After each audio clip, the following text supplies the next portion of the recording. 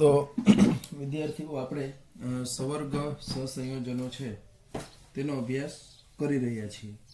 એની અંદર તમને લાસ્ટમાં મેં સ્વાધ્યાયના પ્રશ્નો કરતા પહેલા હોમવર્કમાં લખાણ સંબંધિત 9.8 અને 9.9 આ બે આપ્યા હતા. જરીક એને ફટાફટ જોઈ લઈએ, કદાચ કોઈને કોઈ ડાઉટ હોય તો આપણે એ સોલ્વ કરવાનો પ્રયત્ન કરી દઈએ. તો એની અંદર જો વાત કરીએ આપણે તો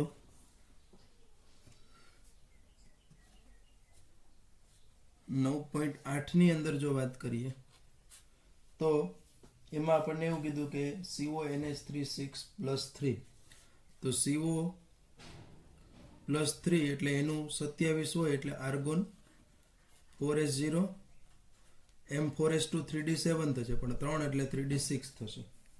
તો એ 3d6 થશે. હવે NH3 આપણું પ્રબળ લિગેન્ડ છે એટલે આગળ આપણે ભણ્યા છે કે એનું જ્યારે સંકરણ થાય ત્યારે 3 ઇલેક્ટ્રોન છે તેનું આ રીતનું છે તે યુગ્મીકરણ થઈ જશે.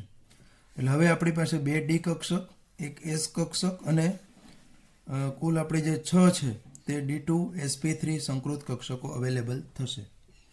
એટલે એની અંદર છે તે આપણને અંદરની ડી કક્ષક જે છે તે અંદરની ડી કક્ષક વપરાય છે એટલે આપણે એને ઇનર ઓર્બિટલ કોમ્પ્લેક્સ એટલે કે આંતર કક્ષકીય સંકીર્ણ જે છે તે આંતર કક્ષકીય સંકીર્ણ તરીકે છે તે આપણે એને ઓળખી શકીએ છીએ. બરાબર, આ વસ્તુ અહીંયા ક્લિયર થઈ ગઈ છે. ત્યાર પછી આપણે એનાથી જો આગળ જઈએ તો નિકલનો અહીંયા આપણને વાત છે. તો ભાઈ NH36 જ છે, +2 છે. તો નિકલ એટલે Z=28 છે. તો એ મુજબ એની ઇલેક્ટ્રોન રચનાની અંદર છે તે આર્ગન 4s2 3d8 થશે. પણ અહીંયા આપણે કીધું કે Ni+2 છે એટલે આર્ગન 4s0 3d8 થશે. એટલે ડી કક્ષકની અંદર અત્યારે આપણી પાસે આવું છે 4 5 આ 4s આ 4p અને આ 4d. બરાબર, આ રીતનું આપણી પાસે અત્યારે હાલની અંદર છે તે જોવા મળે છે. તો એ મુજબ જો હવે આપણે જોવા જઈએ તો દરેકની અંદર જે ઇલેક્ટ્રોન રહેલા છે એની જે ગોઠવણી છે તે મુજબ અહીંયા આપણે કીધું કે 8 ઇલેક્ટ્રોન 3 4 5 6 7 અને 8 ઇલેક્ટ્રોન છે અહીંયા છે તે. બરાબર, આ ખાલી છે. હવે આનું જો NH3 ભલે પ્રબળ લિગેન્ડ છે પણ એનું પણ જો આપણે યુગ્મીકરણ ધારો કે થઈ જાય અહીંયા તો પણ એની અંદર છે તે આપણને શું મળે છે તો કે 4 કક્ષકો જે છે આપણી તે 4 કક્ષકોમાં જ એનું યુગ્મીકરણ છે તે શક્ય બને છે અને એક જ કક્ષક અવેલેબલ છે એટલે તે કક્ષક આપણને પ્રાપ્ય થાય નહીં. એટલે એની અંદર એક 4s 3 4p અને 2 છે તે 4d એટલે બહારની ટૂંકમાં ડી કક્ષક જે છે તે અહીંયા વપરાય છે અને બહારની ડી કક્ષક વપરાય છે એટલા માટે આપણે એની અંદર એવું કહી શકીએ કે તે બાહ્ય કક્ષકીય સંકીર્ણ છે. ખાલી હું જસ્ટ તમને પહેલું કહું છું, હું અહીંયા એનું બહુ ડિસ્કસ નથી કરતો કેમ કે ઓલરેડી આપણે ભણી ગયા છીએ. એવી રીતનો એક 9 નંબરનો હતો, એમાં એવું હતું કે PtCN4-2 છે તે સમતલીય ચોરસ રચના ધરાવે છે. તેમાં પ્લેટિનમ જે છે તેના માટે Z કેટલા 78 છે એનો પરમાણુ ક્રમાંક છે તે. તો એનો પરમાણુ ક્રમાંક જો 78 હોય તો એની ઇલેક્ટ્રોન રચના જે છે તે આપણે આઉટર ઓર્બિટલ લખીએ તો અપવાદરૂપ છે આ 6s1 5d9. બરાબર, ખરેખર તો 6s2 5d8 થવી જોઈએ. બરાબર છે, જેનો નેનો અહીંયા આપણે ઓલો લેશું પણ એ આપણા માટે ઇમ્પોર્ટન્સ નથી. તો 6s1 5d1 જે છે 5d9 છે પણ અહીંયા આપણે PtCN4-2 માં પ્લેટિનમ આપણો જે છે તે +2 ઓક્સિડેશન અવસ્થા ધરાવે છે એટલે હવે આપણું થશે 6s0 5d8 એટલે 5d8 અહીંયા થશે એટલે હવે શું થયું આખું આવી રીતનું 6s અને અહીંયા છે તે 6p 5d8 6s અને આ 6p પણ એ 5d કક્ષક જે છે એની અંદર આપણે કીધું ઓલરેડી 8 ઇલેક્ટ્રોન છે 1 2 3 4 5 6 7 અને 8 હવે છે તે એમનું અહીંયા શું થાય છે તો કે યુગ્મીકરણ થઈ જશે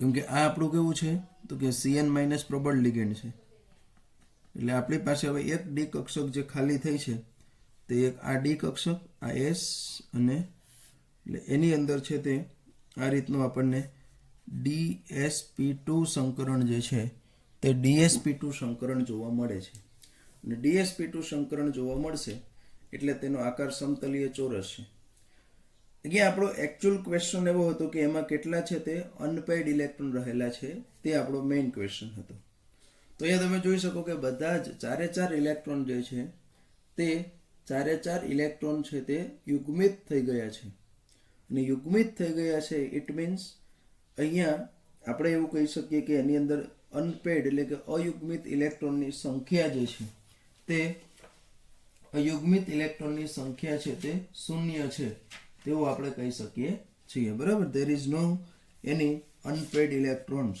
તેવું આપણે કહી શકીએ છીએ તો અહીંયા આપણે એ પણ પૂરું થયું હવે આપણે જે સ્વાધ્યાયના પ્રશ્નો જે છે તે સ્વાધ્યાયના પ્રશ્નો તરફ જઈએ એટલે આખું આ ચેપ્ટર જ આપણે મોસ્ટ પ્રોબેબલી છે તે પૂરું થઈ જશે આ વીકની અંદર આપણે આવતા વીકની અંદર જે ટેસ્ટ હશે તે આપણી આ જ ચેપ્ટરની ટેસ્ટ આપણે લેવાની રહે છે તો એ મુજબ આપણે જો જોવા જશું તો આગળ અહીંયા આપણે સ્વાધ્યાયની અંદર 9.1 પ્રશ્ન એવો છે કે વર્નનની અભિધારણાઓના પર્યાયમાં સવર્ગ સંયોજનમાં બંધન સમજાવો તો એ તો આપણે ઓલરેડી ભણી ગયા છીએ થિયરી પાર્ટની અંદર જે છે તે થિયરી પાર્ટની અંદર મેં તમને આ વ્યવસ્થિત રીતે છે તે સમજાવ્યું છે એટલે કોઈ એમાં પ્રશ્ન રહેતો નથી બીજો છે તે 9.2 જે છે તેની અહીંયા આપણે વાત કરીએ તો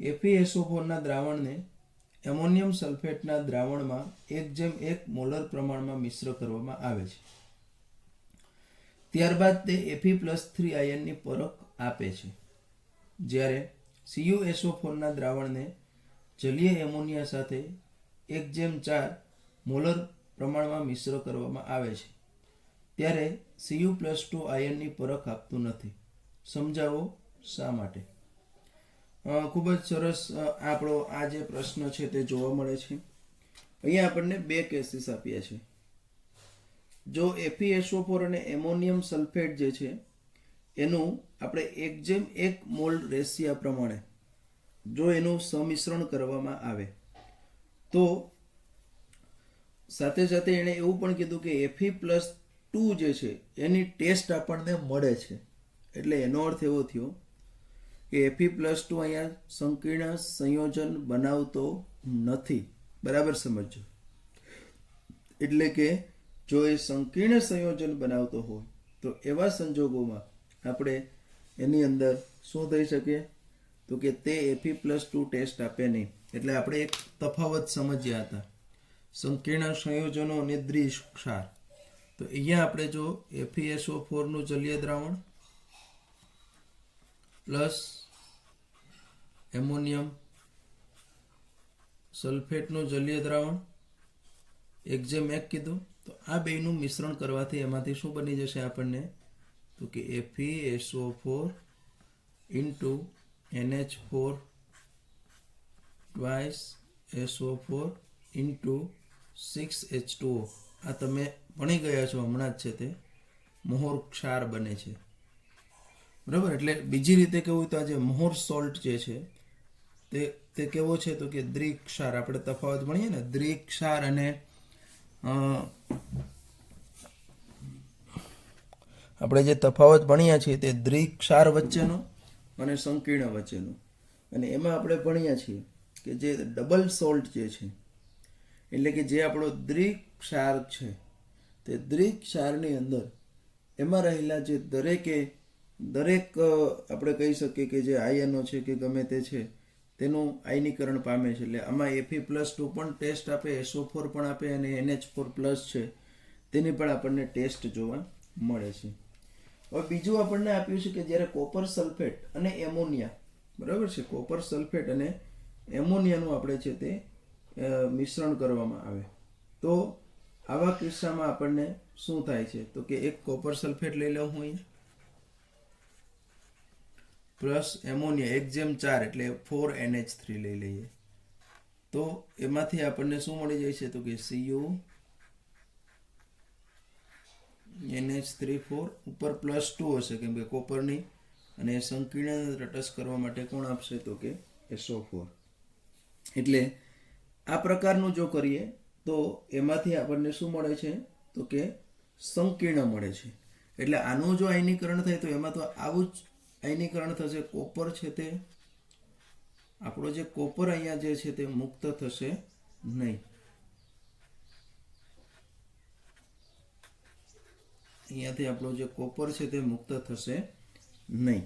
એટલે અહીંયા Cu NH3 પ્લસ SO4 -2 જે જોવા મળે છે તેની અંદર જે છે તે આપણને આ રીતે આપણને કોપર ટૂંકમાં મુક્ત સ્વરૂપે મળતો નથી, જેમ અહીંયા આપણને મળે છે તે રીતનું Fe+2 મળે છે તે. તો ટૂંકમાં આપણે ટૂંકું ને ટચ જો કેવું હોય તો એક આપણો દ્વિક્ષાર બનાવે છે, બીજો છે તે આપણો સંકીર્ણ બને છે. બરાબર છે, આ એનું મેઇન કારણ છે. તો આ આપણે 9.2 ની વાત કરી. હવે ત્રીજું છે આ બધાના ઉદાહરણ આપવાના છે. સવર્ગ સ્પીસીઝ, લિગેન્ડ, સવર્ગ આંક, સવર્ગ પોલીહેડ્રલ, હોમોલેપ્ટિક ને હિટ્રોલેપ્ટિક.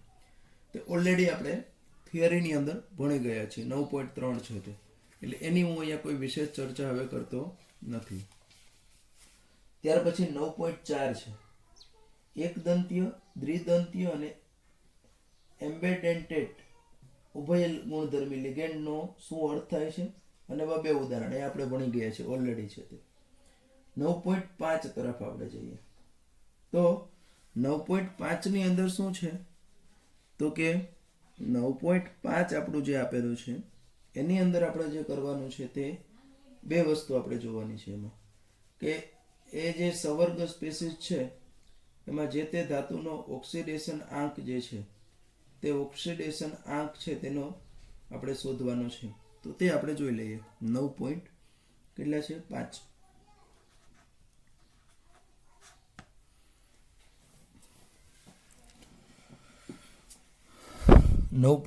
ની અંદર જોઈએ તો ધાતુનો ઓક્સિડેશન આંક એટલે કે CO સંકીર્ણ લખી દો, H2O, CN, પછી En ટ્વાઇસ,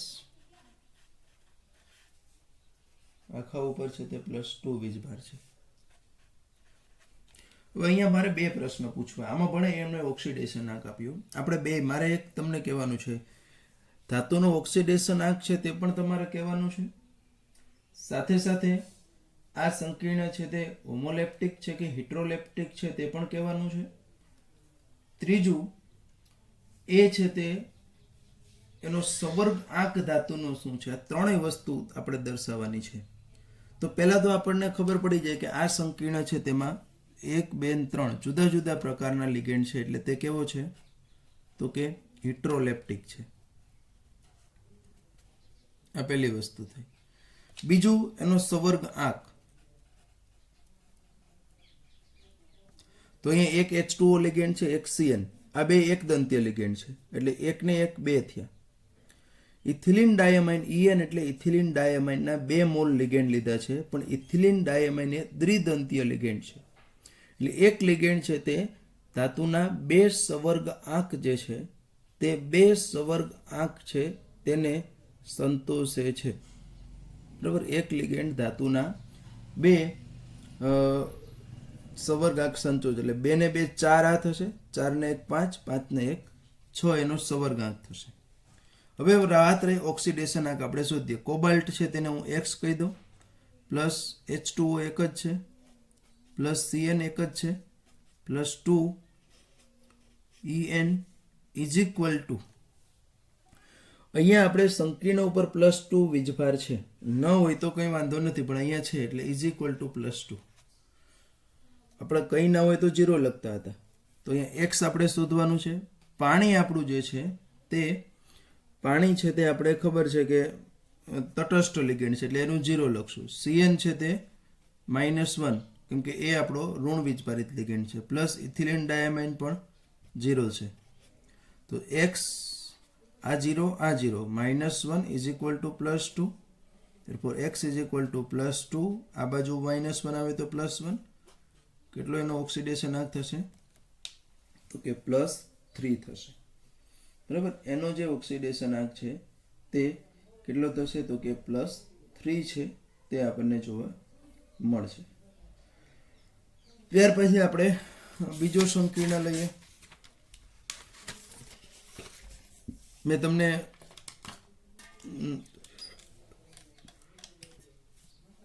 જો ઓક્સિડેશન આંક શોધતા ના આવડે તો IUPAC નામકરણ ના કરી શકીએ. તમને ખ્યાલ છે, આપણે પહેલામાં જોઈએ છીએ કઈ રીતનું થાય છે તે, એટલા માટે કહું છું.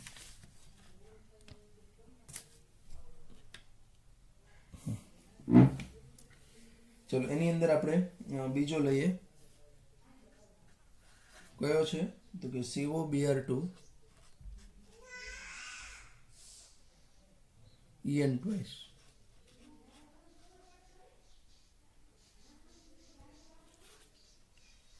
આ છે તે +2. ઓકે, તો આપણે પહેલાં તો એવું જ કહી દેવાનું છે કે હોમોલેપ્ટિક છે કે હિટ્રોલેપ્ટિક છે. તો કે અહીંયા રહેલા દરેક લિગેન્ડ છે તે જુદા જુદા પ્રકારના છે, તમે જોઈ શકો છો, 2 પ્રકારના. એટલે એ તો છે તે હિટ્રોલેપ્ટિક સંકીર્ણ છે. પછી આવે વાત એનો સંવર્ગાંક. તો સંવર્ગાંક છે તે એનો અહીંયા કેટલો થશે? તો કે તમે જોઈ શકો છો કે આની અંદર છે તે 2 બ્રોમિન અને 2 એકદંતીય લિગેન્ડ છે, એટલે 2 આ અને ઇથિલિન ડાયામાઇન 2 છે, એ દ્વિદંતીય લિગેન્ડ છે, એટલે 2 ને 2 4, 4 ને 2 6, 6 એનો શું બનશે? સંવર્ગાંક.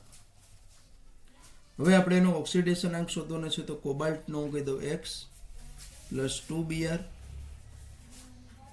Plus 2 ethylene diamine is equal to કેટલો વીજભાર આપ્યો છે? કે +2 વીજભાર આપ્યો છે, એટલે ઇઝ ઇક્વલ ટુ +2 થયું. ત્યારબાદ આપણે એની અંદર જોવા જઈએ તો શું થશે? તો કે x પ્લસ 2 બીઆર ના શું આવશે? તો કે -1 પ્લસ 2 ઇથિલિન ડાયામાઇનના 0 ઇઝ ઇક્વલ ટુ +2. તો આ મુજબ x -2 આ તો 0 થઈ જશે, ઇઝ ઇક્વલ ટુ +2. બરાબર છે? x -2, તો એ મુજબ આપણે જોઈએ તો -2 જે આપણું છે નંબર કયા છે, x -2 જે છે તેની અંદર આપણે જો વાત કરીએ તો અહીંયા આપણને એક આપણી ભૂલ છે, અહીંયા પ્લસ જ છે કે વીજભાર, +2 નહીં, ખાલી 2 છે, પ્લસ છે, તો +1 ઇન્સર્ટ. તો x is equal to +2 + 1 is equal two કેટલા થશે? તો કે +3 થશે. બરાબર છે? એનો ઓક્સિડેશન આંક છે તે કેવો થશે? તો કે +3 થશે. ત્યાર પછી જે આપણો થર્ડ સંકીર્ણ છે તે થર્ડ સંકીર્ણની અંદર આપણે PtCl4 -2 છે.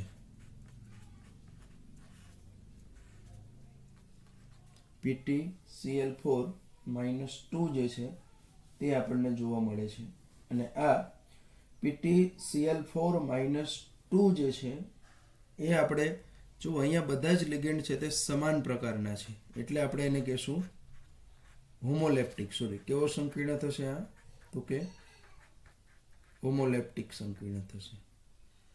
બીજું કે એનો સંવર્ગાંક, તો કે 4 લિગેન્ડ, 4 એક દંતીય છે, એટલે સંવર્ગાંક પણ કેટલો થશે? તો કે 4 જ થવાનો છે. બરાબર છે? એમનો જે સંવર્ગાંક છે તે સંવર્ગાંક પણ કેટલો થશે? તો કે ઇટ વિલ બી 4, 4 જ થવાનું છે. બીજી અગત્યની વસ્તુ છે તેનો ઓક્સિડેશન આંક. તો અહીંયા પ્લેટિનમને હું x કહી દઉં, +4Cl ઇઝ ઇક્વલ ટુ -2 થશે. તો x +4 - 1 is equal to -2. Therefore x -4 is equal to -2.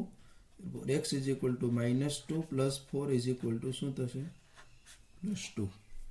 તો અહીંયા પ્લેટિનમ જે છે તે પ્લેટિનમનો ઓક્સિડેશન આંક છે તે કેટલો થશે? તો કે +2 થશે. બરાબર ને? પ્લેટિનમ છે એમનો ઓક્સિડેશન આંક છે તે +2 જે છે તે આપણને જોવા મળે છે. હવે ત્યારબાદ આપણે જોવા જઈએ તો ફોર્થની અંદર જે છે તેમાં K3FeCN6 છે.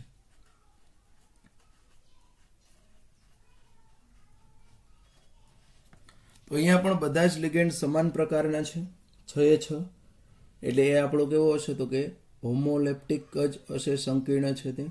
આ એક વસ્તુ થઈ. બીજું એનો સંવર્ગાંક અહીંયા 6 છે તે CN- લિગેન્ડ છે અને 6 CN- લિગેન્ડ છે તે એક દંતીય છે, એટલા માટે એમનો જે સંવર્ગાંક છે તે પણ કેટલો થશે? તો કે 6 થશે. બરાબર છે? એમનો સંવર્ગાંક કેટલો થશે? તો કે 6 થશે. હવે એમનો જે સંવર્ગાંક 6 થવાનો છે, હવે આપણે એનો ઓક્સિડેશન આંક શોધીએ. તો અહીંયા 3K plus Fe(x) plus 6Cn. હવે અહીંયા કોઈ વીજભાર નથી એટલે 0 હું દર્શાવી દઈશ. તો અહીંયા 3 પોટેશિયમનો +1 પ્લસ x પ્લસ 6 Cnનો -1 થશે is equal two 0.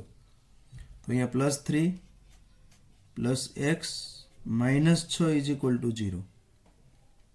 therefore x plus 3 -6 એટલે કે -3 is equal two 0. therefore x is equal two શું થશે? કે +3 થશે. x ઇઝ ઇક્વલ ટુ શું થશે? તો કે +3 થશે. તો આ આપણું થયું. આની અંદર છે તે K3FeCN6 જે છે તેની અંદર આપણે જોઈ ગયું. ત્યાર પછી આપણે 5 અને લગભગ લાસ્ટ છે CrNH3 થ્રાઇસ.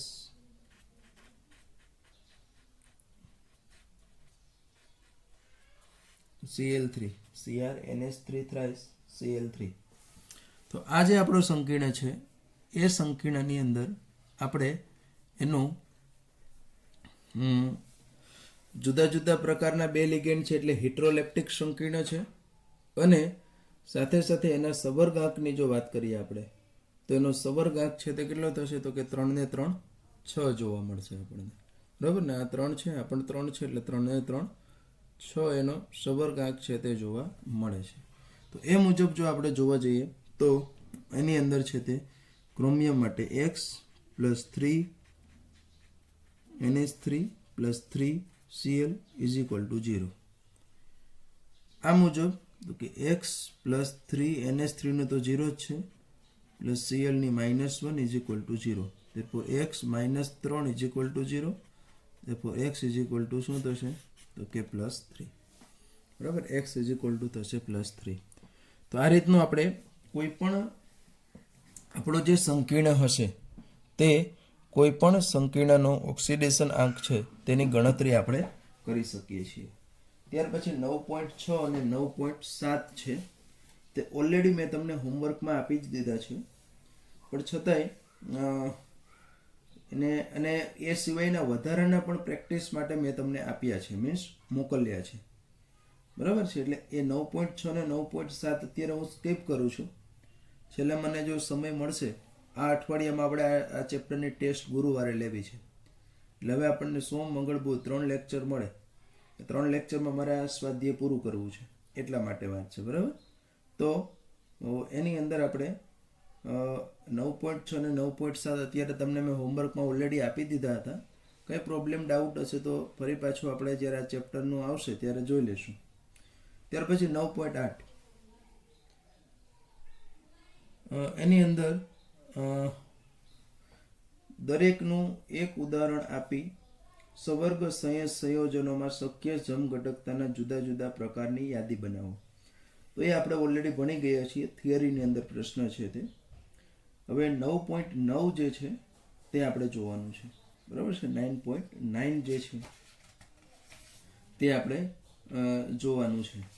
એની અંદર શું કે છે તો કે નીચેની સવર્ગ સ્પીસીઝમાં ભૌમિતિક સમઘટક શક્ય છે એવો પ્રશ્ન છે. ભૌમિતિક સમઘટક શક્ય છે. ભૌમિતિક સમઘટક આવે એટલે આપણી પાસે બે શક્યતા વિચારવાની છે, એક સિસ અને ટ્રાન્સ. જ્યારે બીજું છે તે આપણું કયું છે તો કે ફેશિયલ અને મેરિડોનિયલ. તો જોઈએ આપણે કઈ રીતનું એ જે આપણને કહેવા શું માગે છે અથવા તો કઈ રીતનું આપણે એને દર્શાવી શકીએ છીએ એ વસ્તુ આપણે થોડીક સમજી લઈએ કઈ રીતનું થશે તે.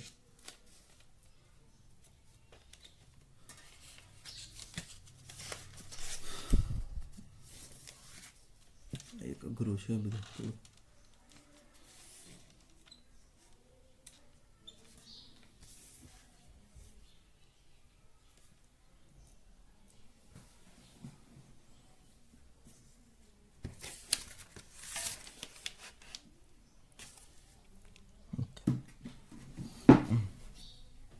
તેમાં પહેલો આપણો સંકીર્ણ છે તે છે CrC2O4 થ્રાઇસ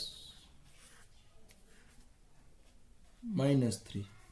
બરાબર ને, CrC2O4 -3 આ આપણું છે તે પ્રથમ સંકીર્ણ છે. તો આની અંદર તો તમે જોઈ શકો છો કે બધા જ લિગેન્ડ જે છે તે બધા જ લિગેન્ડ છે તે કેવા છે તો કે સમાન પ્રકારના લિગેન્ડ છે. અને બધા જ લિગેન્ડ અહીંયા સમાન પ્રકારના છે એટલે એનો અર્થ એવો થયો કે અહીંયા કોઈ ભૌમિતિક સમઘટકતા જોવા મળશે નહીં. આપણે આગળ કીધું છે કે કયા પ્રકારનો સંકીર્ણ હોય, MA3B3 હોય તો જોવા મળશે, MA2B4 હોય તો જોવા મળે, અથવા તો MA2LL2 પ્રકારનો હોય તો જોવા મળશે. અહીંયા આપણને જોવા મળશે નહીં. ઓકે, બીજો આપણી પાસે છે તે CONH3 થ્રાઇસ Cl3. તો આ સંકીર્ણ આપણે જે આગળ ભણ્યા તે રીતનો કયા પ્રકારનો છે તો કે MA3B3 પ્રકારનો સંકીર્ણ છે. અને MA3B3 પ્રકારનો સંકીર્ણ હોવાથી તે ભૌમિતિક સમઘટકતા દર્શાવે છે. અને સિસ અને ટ્રાન્સ છે તે પૈકીની એ ફેશિયલ અને મેરિડોનિયલ જે છે તે સમઘટકતા દર્શાવે છે.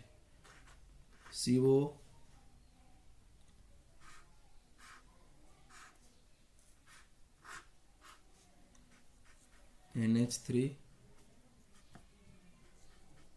NH3 NH3 NH3 NH3 અને સોરી Cl આવશે કે નહીં? Cl Cl Cl. તો આ પ્રકારની જે જોવા મળે છે આપણને કે જેમાં કન્ટિન્યુઅસ આ કોર્નર ઉપર 3 NH3 NH3 3 Cl Cl આ કન્ટિન્યુઅસ છે એટલે આપણે એને ફેશિયલ કહીએ છીએ. અને એ સિવાયની કોઈ ગોઠવણી છે તેની અંદર મેરિડોનિયલ. એટલે આ બે પ્રકારની સમઘટકતા આ દર્શાવે છે. બરાબર છે. ત્યાર પછી 9.10 તરફ આપણે આગળ વધીએ તો નીચેના પ્રકાશીય સમઘટકોના બંધારણો દોરવાના છે. બરાબર છે. તો એ તો આપણે દોરવાના જ છે, તો દોરી નાખીએ એટલે ખ્યાલ આવશે. પહેલું જ છે તે CrC2O4 થ્રાઇસ. CrC2O4 થ્રાઇસ આ આપણું જે CrC2O4 થ્રાઇસ છે તે પ્રકાશ સમઘટકતા એને દોરવાના છે. તો ક્રોમિયમ ઓક્ઝેલેટ છે. બરાબર છે. આપણે તો ઓક્ઝેલેટ છે તેને આપણે આ રીતનું દર્શાવી શકીએ. દ્વિદંતીય લિગેન્ડ છે. એક અહીંયા જે ઓક્ઝેલેટ છે તેનું આ બીજું, અને એક ઓક્ઝેલેટ છે તે આપણો અહીંયા આવશે એટલે એનું છે તે આપણને જે જોવા મળશે આ ત્રીજું. અને આખા ઉપર છે તે કેવો વીજભાર છે તો કે એના ઉપર છે તે -3 છે. આ એક થયો. એની જો આપણે મિરર ઇમેજ લઈએ તો આ ક્રોમિયમ, આ ઓક્ઝેલેટ, ત્યાર પછી એનું છે તે અહીંયા જોવા મળશે, અને ત્રીજું આપણું જે છે તેની અંદર છે તે અહીંયા જોવા મળશે. એના ઉપર પણ છે તે -3 આપણને જોવા મળશે. તમે જોઈ શકો કે આને એકબીજા ઉપર આપણે સુપર ઇમ્પોઝ કરી શકતા નથી, એટલે એક તો ડેક્સ્ટ્રો હશે તો બીજો છે તે લીવો હશે, અથવા તો આપણે એને કહીએ છીએ એકબીજાના પ્રતિબિંબી સમઘટકો કહીએ છીએ, એનાન્સિયોમર્સ. તો આની અંદર આપણને જોવા મળે છે. ત્યાર પછી બીજું આપણને આપ્યું છે તે PtCl2En2. ત્યાર પછી આપણે નેક્સ્ટ જે એક્ઝામ્પલ છે એની જો વાત કરીએ તો તે આપણું છે PtCl2En2. PtCl2En2 અને એના ઉપરનો જે વીજભાર છે તે આપણી પાસે +2 છે. તો આ જે PtCl2En2 છે એની જો વાત કરીએ તો એમાં પણ બે હશે, સિસ ટ્રાન્સ. આપણે પ્રકાશ સમઘટકતા આપણને ખબર છે કે ટ્રાન્સ આપતું નથી, એટલે ફરજિયાત આપણે કેવું લેવું પડે તો કે સિસ. આ એક Cl, આ છે તે બીજો Cl, પછી આ એક છે તે En આપણે લીધું, અને એક છે તે અહીંયા આપણે આનું En લઈ લઈએ. આ પ્રકારનું જોવા મળશે. આનો જો આપણે પ્રકાશ સમઘટક જો લઈએ તો Pt છે તે En, Cl, Cl અને આ છે તે En આપણને જોવા મળશે. બરાબર છે. એટલે આ ડેક્સ્ટ્રો હોય તો આ કેવો હશે તો કે લીવો હશે. તો આ D અને L સમઘટકો જે છે તે D અને L સમઘટકો આમના આપણને અહીંયા છે તે જોવા મળે છે. ખ્યાલ આવી ગયો? તો આ આપણે ડેક્સ્ટ્રો અને લીવો જે છે તેની આપણે પ્રકાશ સમઘટકતાની વાત કરી. ત્યાર પછી આપણું ત્રીજું જે છે તે CrNH3 twice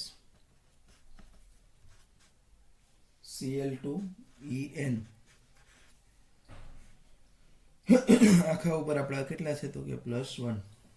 તો CrNH3 twice Cl2En એના ઉપર +1 છે. તો આપણે આની અંદર પ્રકાશ સમઘટકતા તે દર્શાવે છે CrNH3 Cl Cl. જો ગોઠવણી તમે કોઈ પણ રીતે કરી શકો, બરાબર છે. શક્ય ગોઠવણી આપણે અલગ રીતે થાય. આનું જો તમે પ્રકાશ સમઘટકતા લ્યો તો અહીંયા Cr, આ છે તે En, ત્યાર પછી આપણું આ NH3, આ છે તે NH3, ત્યાર પછી અહીંયા આ Cl આવશે, આ Cl આવશે. તો આ બંનેને આપણે એકબીજા ઉપર તમે જોઈ શકો છો કે સુપર ઇમ્પોઝ એટલે કે અધ્યારોપિત કરી શકતા નથી. અને અધ્યારોપિત કરી શકતા નથી એટલે એનો અર્થ એવો થયો કે they are optical isomers of each other, એટલે કે એકબીજાના તે પ્રકાશ સમઘટકો છે તેવું આપણે અહીંયા સ્પષ્ટપણે છે તે કહી શકીએ છીએ. ખ્યાલ આવી ગયો? તો આ આપણે જોયું 9.10. ત્યાર પછી 9.11 છે. એને આપણે ભૌમિતિક અને પ્રકાશીય સમઘટકો જે કંઈ શક્ય છે તે દરેક આપણે દર્શાવવાના છે. પહેલું આપણને આપ્યું છે COCl2En2. એમાં છે તે એના ઉપરનો વીજભાર છે તે +1. બરાબર. તો પહેલા તો આપણે એના ભૌમિતિક સમઘટકો શક્ય બનશે 2, એટલે મીન્સ સિસ અને ટ્રાન્સ. બરાબર. કઈ રીતના તો કે તમે જાણો છો કે CO, આ Cl, આ Cl, આ En, આ En, આ En, આ En. તો આ જે આપણને જોવા મળ્યું ઉપર +1 તે આપણને કેવું થયું તો કે ટ્રાન્સ. આ જે આપણને જોવા મળ્યું તે ટ્રાન્સ. ત્યાર પછી એનું શેષ કયું આવશે તો કે CO, Cl, Cl, En, En. આ એનું છે તે ટ્રાન્સ શેષ સમઘટક થયું. અને શેષ હોય એટલે એ પાછું શું આપે છે તો કે પ્રકાશ સમઘટકતા.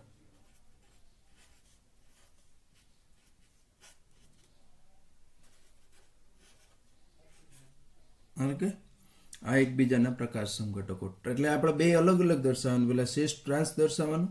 શેષ ટ્રાન્સ દર્શાવાઈ ગયા બાદ એમની નીચે જે છે તે એમની નીચે છે તે આપણે જે પ્રકાશ સમઘટકો ડેક્સ્ટ્રો અને લીવો જે આપણને જોવા મળે છે તે પ્રકાશ સમઘટકો છે તે ડેક્સ્ટ્રો અને લીવો છે તે દર્શાવવાના રહે છે. ખ્યાલ આવી ગયો? તો આપણે આ એનું એક ઉદાહરણ તે જોયું. ઓકે, ત્યાર પછી આપણે જો નેક્સ્ટ જોઈએ તો એની અંદર છે આપણું બીજું છે તે CO NH3ClEN2 CO NH3ClEN2 અને એના ઉપર છે તે +2 આઈ થિંક વીજભાર છે. ઓકે, આના ભૌમિતિક સમઘટકો સિસ ટ્રાન્સ જોવા મળશે? તો કે હા. કઈ રીતના મળશે? તો કે ફેશિયલ મેરિડોનિયલ તો નહીં જ બને, પણ ધારો કે આવું બન્યું COH3 CH3 આ Cl, આ એક EN અને આ છે તે બીજું EN. એટલે આપણે કહી શકીએ કે બે EN બાજુમાં છે એટલે સિસ તરીકે એને લઈ શકીએ. અને એવી જ રીતનું આપણે CO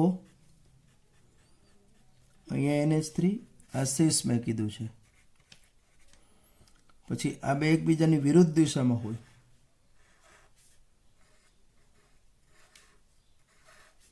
તો આ આપણું આના ઉપર +2 વીજભાર, આખા ઉપર +2 વીજભાર એ દર્શાવીશું. તો અહીંયા EN જે સમાન પ્રકારના લિગેન્ડ જે બે હતા તે બંને સમાન પ્રકારના જે લિગેન્ડ છે તે એકબીજાની વિરુદ્ધ બાજુએ આવેલા છે. અને એકબીજાની વિરુદ્ધ બાજુએ આવેલા છે એટલે આપણે એમને શું કહેશું? તો કે ટ્રાન્સ સમઘટકતા કહીશું. બરાબર? એને છે તે આપણે ટ્રાન્સ તરીકે લઈએ છીએ. હવે પ્રકાશ સમઘટકતાની વાત કરીએ તો સિસ આપણને આપે છે, ટ્રાન્સ નથી આપતો. તો સિસના પ્રકાશ સમઘટકો અહીંયા ડ્રો કરીએ આપણે. CO NH3 એક તો આપણે આ એઝ ઇટ ઇઝ આવશે, જે આ એક થયું, આ છે તે બીજું થયું. અહીંયા આપણે મિરર રાખીએ તેમાં CO IN NH3 Cl અને IN. ખ્યાલ આવી ગયો? તો આ બંને ઉપર +2 વીજભાર છે, અહીંયા ઉપર પણ +2 વીજભાર છે. તો આ રીતનું એની અંદર છે તે સ્પષ્ટતઃ આપણને સમઘટકો છે તે જોવા મળે છે. તો આ પણ આપણે સિસ ટ્રાન્સ અને બંને જ છે તે આપણને દર્શાવ્યું છે. તો આ થયું આપણું 9.11. ત્યાર પછી 9.12 છે. તે 9.12 ની અંદર આપણે શું કરવાનું છે? તો કે એને શક્યતઃ જે કંઈ પોસિબલ સમઘટકો મળે છે તે આપણે અહીંયા ડ્રો કરવાના છે. બરાબર છે? અને એમાં પણ ખાસ કરીને જો આપણે જોવા જઈએ તો એક જ મિનિટ, એની અંદર આપણે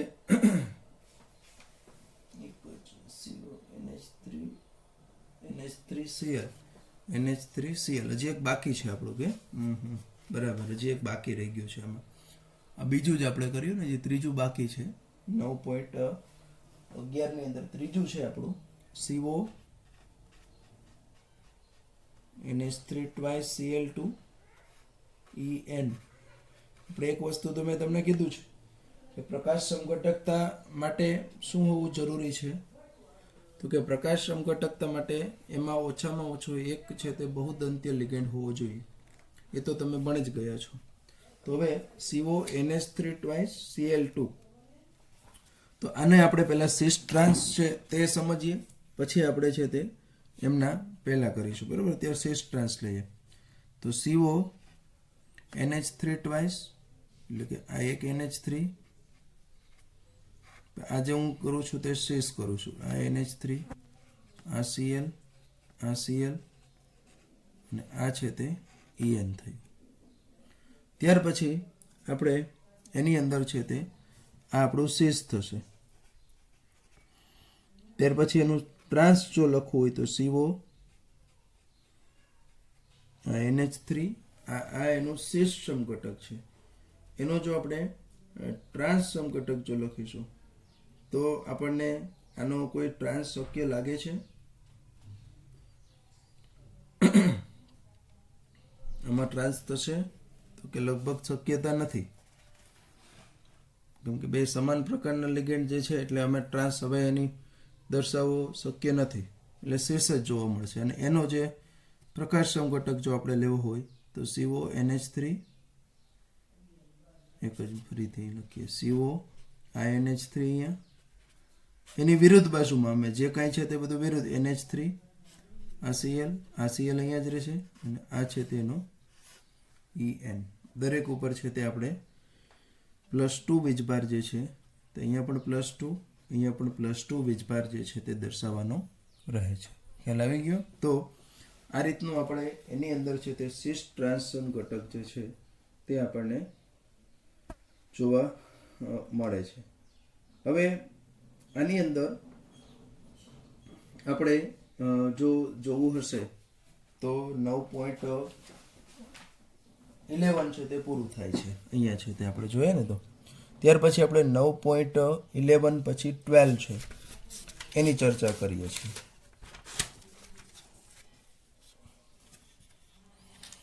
ઓપ્ટિકલ આઇસોમર્સ ને બધું ડ્રો કરીએ એટલે પેજ બહુ ઝડપથી બદલાવવું પડે છે આપણે અત્યારે. હોય વાંધો નહીં. ઓકે, તો હવે જો એમાં બહુ સરસ સંકીર્ણ આપ્યો છે PT, NH3, ચારે ચાર અલગ પ્રકારના લિગેન્ડ આપેલા છે, Br, Cl અને Py. આવો આપણો સંકીર્ણ છે. એના બધા ભૌમિતિક સમઘટકો દોરવાના છે અને કેટલા એમાંથી પ્રકાશ સમઘટકતા આપે તે દર્શાવવાનું છે.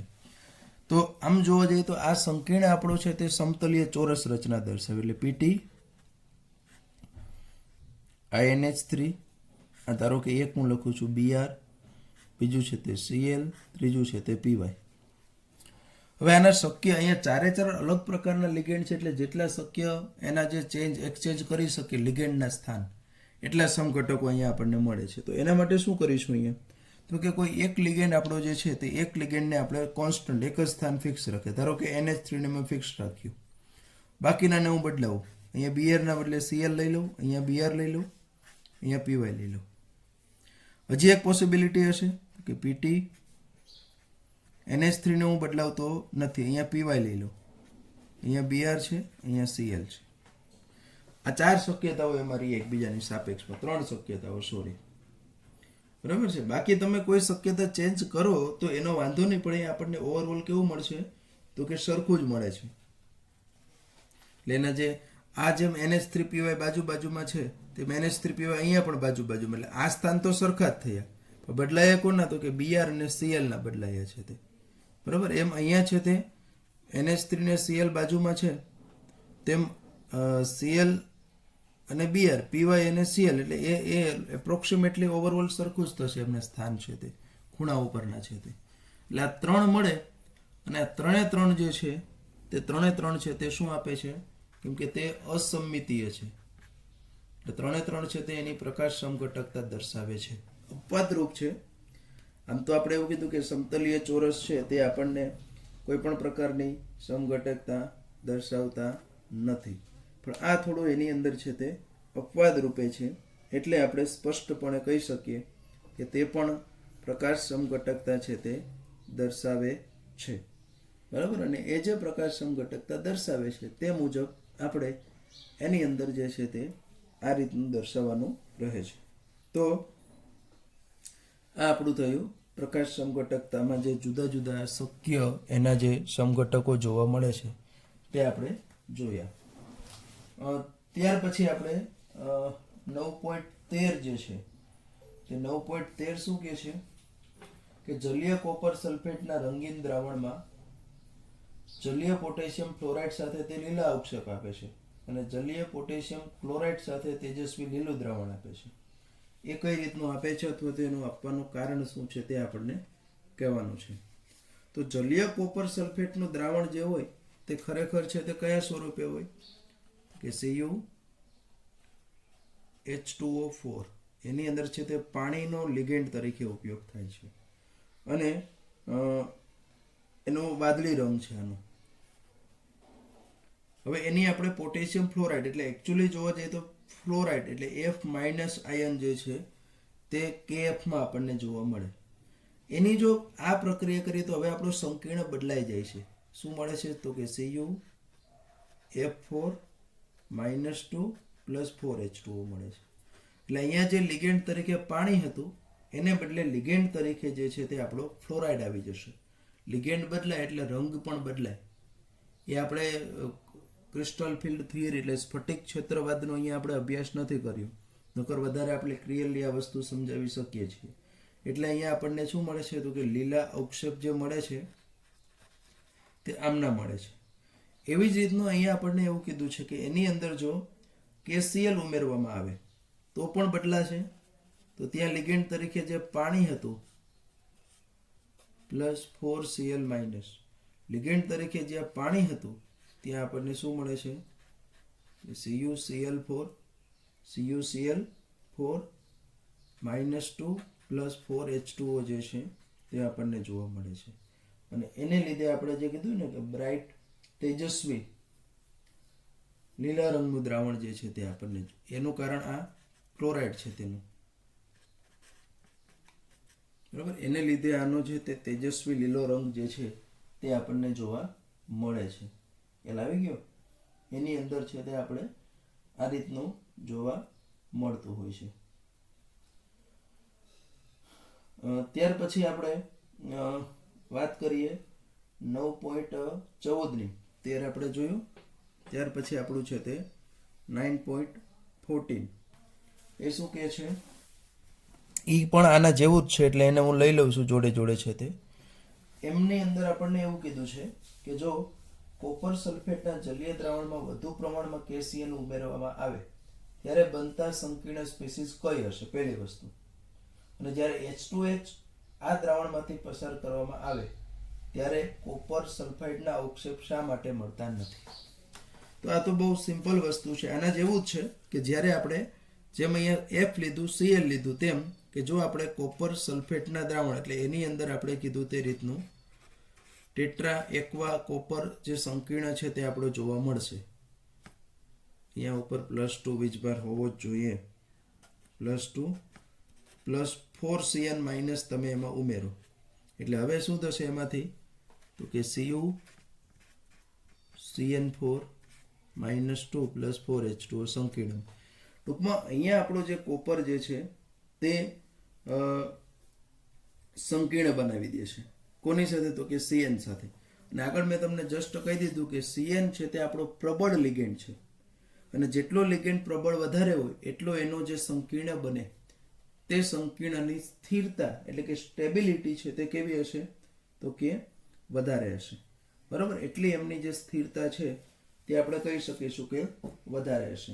એટલે એની સ્થિરતા ટૂંકમાં વધારે હોવાને લીધે આપણે શું કહી શકીએ તો કે આ સંકીર્ણ આપણો જે છે તે સંકીર્ણ છે તે વધારે સ્થાયી હશે. એટલે હવે એમાં તમે H2S ખરેખર H2S છે તે પસાર કરીએ તો એમાં કોપર સલ્ફેટના કાળા અવક્ષેપ મળવા પડે. પણ અહીંયા તો આપણે જોયું છે કે કોપર આપણો જે છે તે કોપર ઓલરેડી અહીંયા જે આપણો કોપર છે તે ઓલરેડી છે તે કેવા સ્વરૂપમાં છે તો કે અહીંયા રહેલો આપણો કોપર છે તે સંકીર્ણ સ્વરૂપે છે.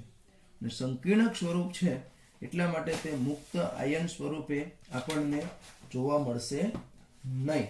અને મુક્ત આયન સ્વરૂપે આપણને જોવા મળતો નથી એટલે આપણે કહી શકીએ કે તે એની સાથે રાસાયણિક પ્રક્રિયા આપશે નહીં અથવા તો એમની સાથે પ્રક્રિયા કરવાનો નથી. ખ્યાલ આવી ગયો? તો અહીંયા આપણું આ છે આજના લેક્ચરની અંદર. અહીંયા સુધીની 15 સુધીની એક્સરસાઇઝ સ્વાધ્યાયના પ્રશ્નો રાખીએ છીએ. બાકીના જે એકાદ લેક્ચરની અંદર આપણે આનું સ્વાધ્યાય છે તે પૂરું કરવાનો પ્રયત્ન છે તે કરીશું, બરાબર. તો આજે આપણે અહીંયા સુધી છે તે રાખીએ છીએ કે જેથી કરીને આપણને તૈયારી કરવાનો થોડો સમય રહે. અને ખાસ કરીને જેટલી વસ્તુ મેં હોમવર્કમાં કીધી છે એટલી બરાબર કરજો. એમાં કંઈ પ્રશ્ન હોય તો એનું હું સોલ્યુશન પણ આપી દઈશ તમને જરૂર પડશે ત્યારે. પણ ઇન શોર્ટ કહેવાનો અર્થ મારો એટલો જ છે કે વાંચતા રહેજો. આ વીકની અંદર હવે જે ટેસ્ટ હશે તે આ જ ચેપ્ટરની હશે તો એની પણ તમારે પૂરેપૂરી તૈયારીઓ છે તે રાખવાની છે. બરાબર. તો અહીંયા આપણે હવે આજનો દિવસ પૂરતું પૂરું કરીએ છીએ.